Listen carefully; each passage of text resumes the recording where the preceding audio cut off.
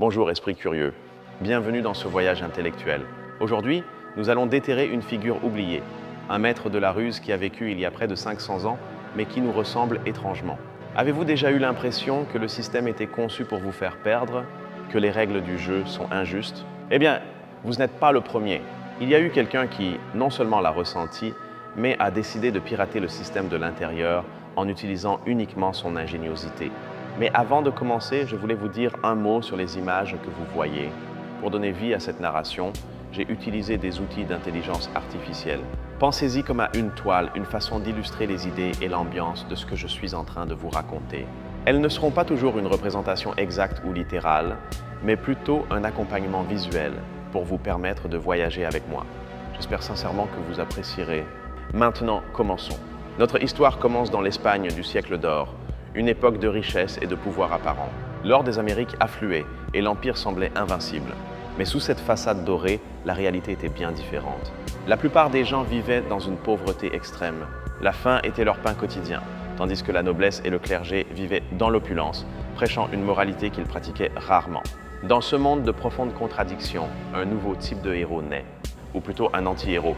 Il ne porte ni armure ni épée. Sa seule arme est sa ruse. Ce personnage, nous l'appelons le Picaro.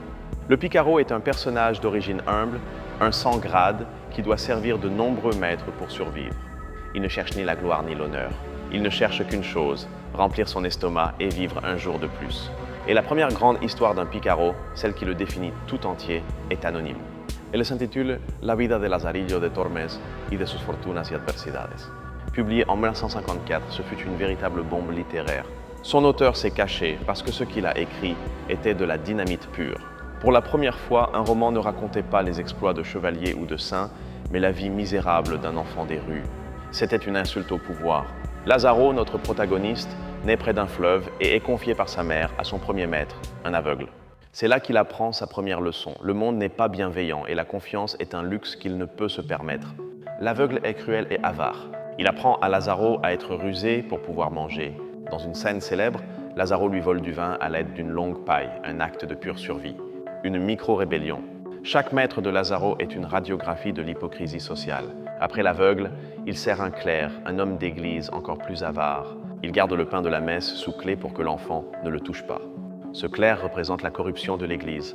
Il prêche la charité mais pratique la cupidité. Lazaro, à travers ses yeux innocents mais astucieux, nous montre cette double morale sans filtre.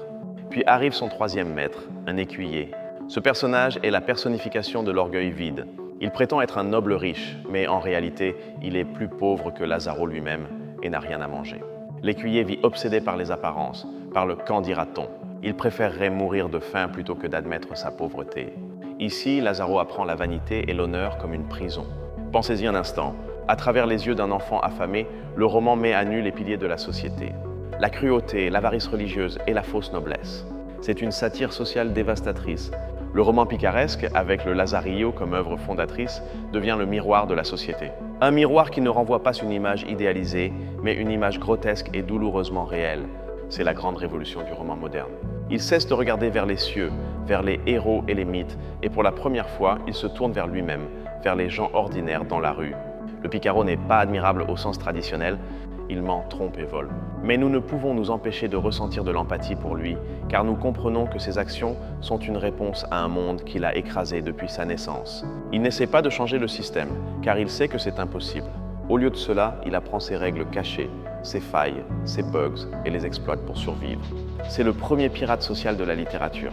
Et le plus fascinant est que cet archétype, cette figure du survivant astucieux, n'est pas exclusif à l'Espagne. La nécessité de pirater un système injuste est une expérience humaine universelle. Maintenant, voyageons dans le temps et dans l'espace. Allons en Chine au XVIIIe siècle, sous la dynastie Qing. Nous y trouvons un écho surprenant du roman picaresque espagnol. Nous parlons des romans de mœurs chinois, comme Le rêve dans le pavillon rouge ou Les lettrés. Ces œuvres, tout comme le Lazarillo, se concentrent sur la réalité sociale de leur époque, avec un regard critique. Dans Les lettrés, par exemple, nous n'avons pas un seul Picaro, mais toute une galerie de personnages qui tentent de survivre et de gravir les échelons dans un système bureaucratique incroyablement rigide et corrompu. Le système en question est celui des examens impériaux. On supposait que c'était une méritocratie, un moyen pour tout homme talentueux de servir l'empereur. Mais la réalité était autre. Le roman satirise les faux intellectuels, les fonctionnaires corrompus et les aspirants qui consacrent leur vie à un système qui récompense le conformisme et la tromperie au détriment du vrai savoir. Tout comme Lazaro nous montre l'hypocrisie de ses maîtres, les personnages de ces romans chinois nous révèlent les fissures de la bureaucratie confucéenne prétendument parfaite. Le lien est stupéfiant. Sur des continents différents, avec des siècles d'écart et sans contact culturel direct dans ce domaine, la littérature a développé le même outil pour la même tâche, la satire sociale. Tant le Picaro espagnol que l'érudit chinois raté sont des anti-héros qui nous obligent à voir la vérité inconfortable. La vérité que les institutions, aussi nobles qu'elles puissent paraître, sont souvent pourries de l'intérieur. C'est l'essence même de la satire. Ce n'est pas seulement de l'humour, c'est une critique profonde qui utilise le rire ou l'ironie pour exposer la stupidité et l'injustice. C'est une arme pour ceux qui n'ont pas de pouvoir. Le roman picaresque et ses équivalents dans d'autres cultures marquent un tournant. La littérature devient une conscience sociale, la voix des sans-voix.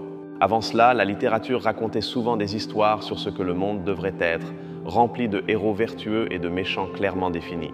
Après, elle a commencé à raconter des histoires sur ce qu'est réellement le monde. Elle nous a appris que parfois, la survie n'est ni héroïque ni belle. C'est un acte d'astuce, d'adaptation, de faire ce qui est nécessaire dans un monde qui ne vous laisse pas d'autre choix.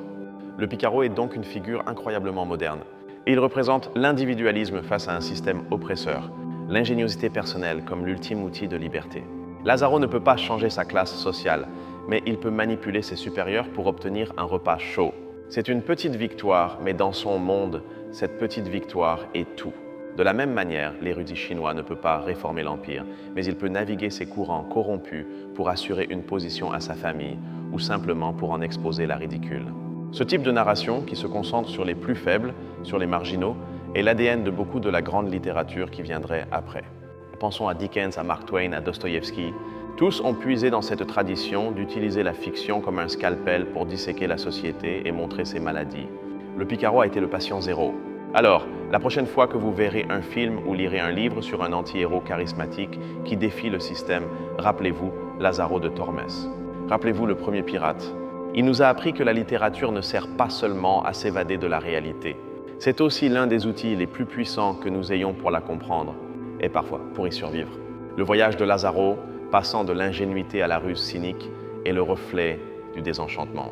C'est la perte de l'innocence non seulement d'un enfant, mais de toute une culture. La satire du Lazarillo est si efficace parce qu'elle est racontée à la première personne. Nous vivons la faim, le froid et les humiliations à travers ses yeux.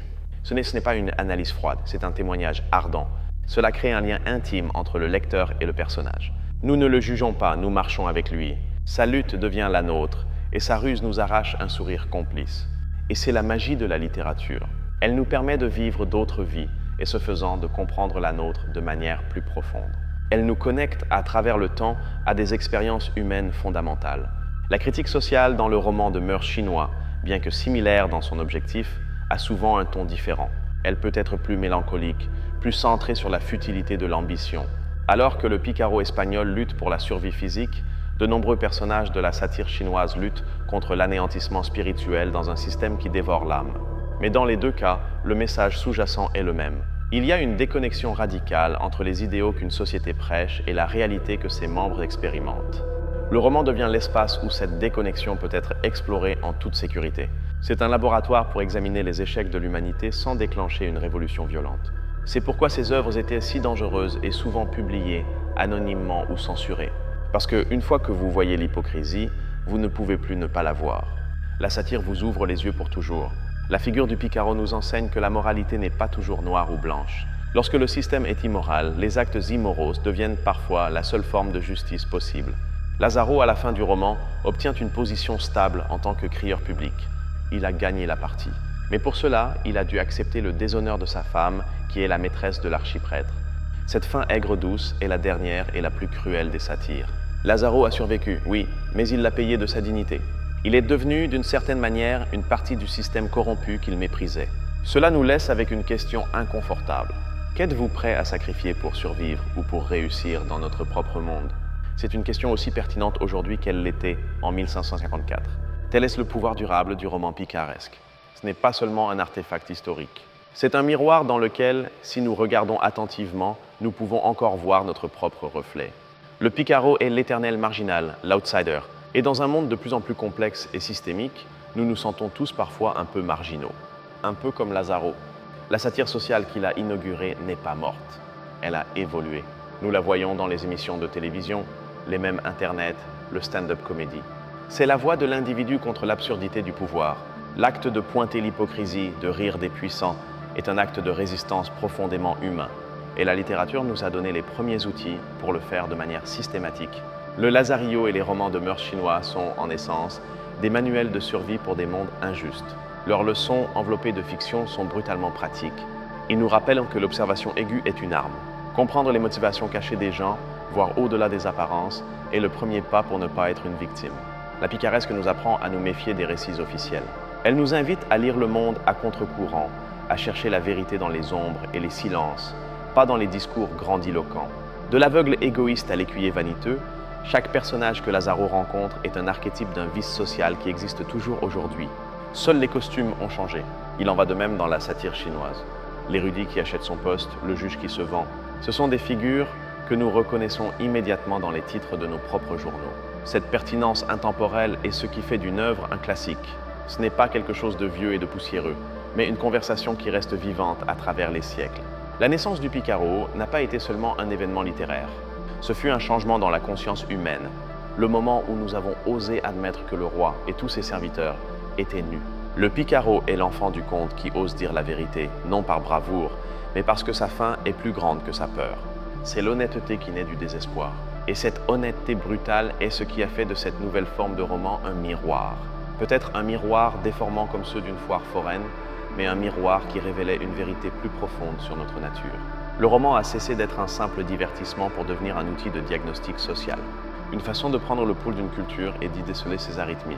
Ainsi, des routes poussiéreuses de l'Espagne du XVIe siècle au salon chargé de la Chine du XVIIIe, la littérature a appris à regarder vers le bas, vers la terre, vers nous. Elle a appris que les histoires les plus importantes ne sont pas toujours celles des rois et des généraux, mais celles de ceux qui luttent en silence pour un morceau de pain et un gramme de dignité. Le Picaro, cet anti-héros improbable, ce pirate social, nous a ouvert la porte à cette nouvelle façon de voir le monde. Une façon plus cynique, certes, mais aussi infiniment plus humaine. Son héritage est la preuve que, parfois, les voix les plus critiques et subversives sont celles qui finissent par définir une ère et nous en apprendre davantage sur nous-mêmes. L'histoire du Picaro n'est pas celle d'une ascension vers la richesse ou le pouvoir. C'est l'histoire de la conquête de sa propre vie, dans les termes les plus basiques et fondamentaux. Et en nous racontant son histoire, il nous a offert une nouvelle perspective. La perspective de celui qui regarde le grand défilé du monde, non pas depuis le char, mais depuis le caniveau. Une perspective qui, comme nous l'avons vu, est universelle. Car dans toute société, dans toute culture, il y a toujours quelqu'un dans le caniveau qui regarde vers le haut et prend des notes. Le Picaro fut seulement le premier à avoir le courage de publier ses notes. Et ce faisant, il a changé la littérature pour toujours, lui donnant la vue et la voix dont elle avait besoin pour être véritablement moderne. La prochaine fois que vous serez confronté à une règle absurde ou à une injustice du système, souriez un peu. Vous faites partie d'une très longue tradition, la tradition des Picaros. Que ce soit dans l'Espagne impériale ou la Chine dynastique, la nécessité de critiquer et d'exposer les failles de la société a trouvé son véhicule parfait dans le roman. Le miroir avait été créé et il n'y avait plus de retour en arrière. J'espère que ce voyage aux origines de la satire sociale vous a semblé aussi fascinant qu'à moi. C'est la preuve que les grandes idées résonnent à travers les siècles. Le Picaro nous enseigne que, même si nous ne pouvons pas changer le monde entier, nous pouvons toujours changer notre façon de le naviguer, souvent avec une bonne dose d'ingéniosité et de scepticisme. Dans un monde qui nous demande souvent de nous conformer, la voix du Picaro nous murmure à l'oreille qu'observer, questionner et parfois désobéir est une façon de maintenir notre humanité vivante. La littérature, dans son expression la plus aboutie, ne nous donne pas de réponse facile. Elle nous pose des questions difficiles. Et la question du Picaro continue de résonner. Qui trompe qui dans cette grande comédie humaine? Ainsi, du Lazarillo au roman de mœurs chinois, le message est clair. La société est une scène et la littérature est le critique qui s'assied au dernier rang, révélant les tours du magicien. Nous avons vu comment l'anti-héros nous en apprend plus sur la moralité que le héros parfait et comment la satire peut être une arme plus affûtée que n'importe quelle épée. C'est la naissance du roman moderne, non pas comme un simple récit d'aventure, mais comme une exploration profonde de la condition humaine et de ses structures sociales complexes. Un miroir qui, une fois poli par l'ingéniosité d'auteurs anonymes et courageux, ne cesserait plus jamais de refléter les vérités, souvent inconfortables, de notre monde. En conclusion, le Picaro n'est pas seulement un personnage. C'est une stratégie de survie, une perspective philosophique et l'esprit fondateur de la critique sociale moderne. Merci beaucoup de m'avoir accompagné dans cette analyse approfondie et de m'avoir permis de partager ces idées avec vous. Ce fut un réel plaisir.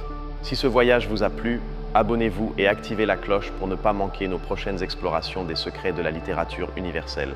Et maintenant, c'est à votre tour. Quel personnage moderne, selon vous, est un descendant direct du Picaro? Laissez-moi votre théorie dans les commentaires. J'adorerais vous lire.